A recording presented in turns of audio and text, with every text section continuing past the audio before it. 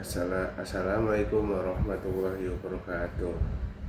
Perkenalkan, nama saya Muhammad Febrian Syahlan, NPM 10124864. Saya dari kelas 2KA21 ingin mempresentasikan materi yang berjudul diagram proses. Nah, apa sih itu diagram proses? Diagram proses tersebut menjelaskan komponen utama sistem komputer yang terdiri dari hardware, software, dan brainware. Ketiga komponen ini saling bekerja sama agar komputer dapat digunakan dengan baik. Nah, di sini yang pertama itu ada komputer. Komputer adalah sistem yang menerima data atau input, mengolah data atau juga proses, menyimpan data atau juga disebut storage, dan menghasilkan informasi yang disebut output. Komputer ini terdiri dari, yang pertama itu ada hardware, yaitu perangkat keras, yang kedua ada software, yaitu perangkat lunak, dan yang terakhir itu ada brainware, yaitu pengguna. Oke, di sini kita masuk yang kedua, ada hardware atau yang disebut juga perangkat keras. Hardware adalah semua bagian komputer yang dapat dilihat dan disentuh secara fisik. Pada diagram hardware itu terdiri dari, yang pertama itu ada input atau output atau juga disebut I/O, yaitu perangkat untuk memasukkan data dan menampilkan hasil. Contoh inputnya itu seperti yang pertama itu ada keyboard, mouse, scanner, dan mikrofon. Dan contoh outputnya itu ada monitor, printer, dan speaker. Oke, yang di sini kita masuk ke bagian 2, yaitu proses. Bagian yang mengolah data menjadi informasi. Nah, contohnya itu ada CPU atau disebut juga Central Processing Unit, dan yang kedua itu ada proses Intel atau AMD. Fungsinya itu, yang pertama ada menjalankan perintah program, yang kedua itu adalah mengolah data yang masuk, dan yang ketiga itu ada memori atau disebut juga dengan RAM, tempat penyimpanan sementara saat komputer bekerja. Fungsinya itu menyimpan data sementara yang sedang digunakan dan mempercepat proses kerja komputer. Nah, contohnya itu seperti RAM 4G, 8GB, dan yang terakhir itu ada RAM 16GB. Yang keempat itu ada hard disk, yaitu media penyimpanan permanen.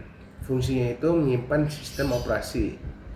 Dan yang kedua itu ada menyimpan file, dokumen, foto, dan aplikasi. Contohnya itu seperti HDD dan SSD.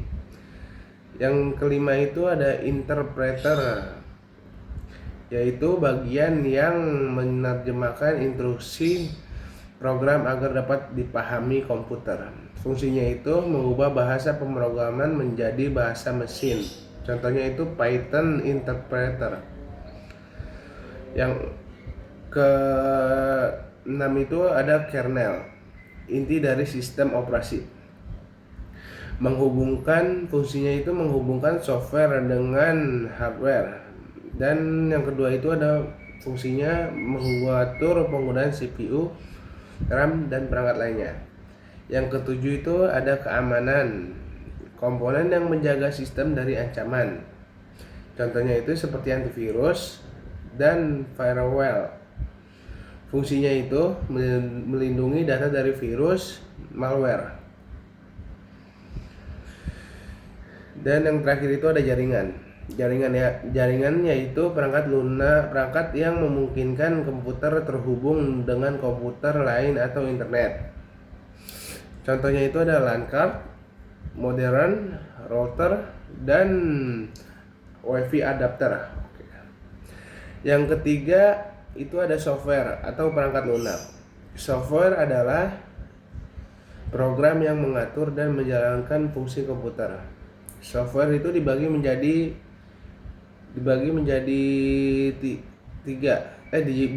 dua. Yang pertama itu ada sistem operasi, program utama yang mengelola seluruh sumber daya komputer. Fungsinya itu mengatur hardware, menjalankan aplikasi, dan mengelola file dan memori.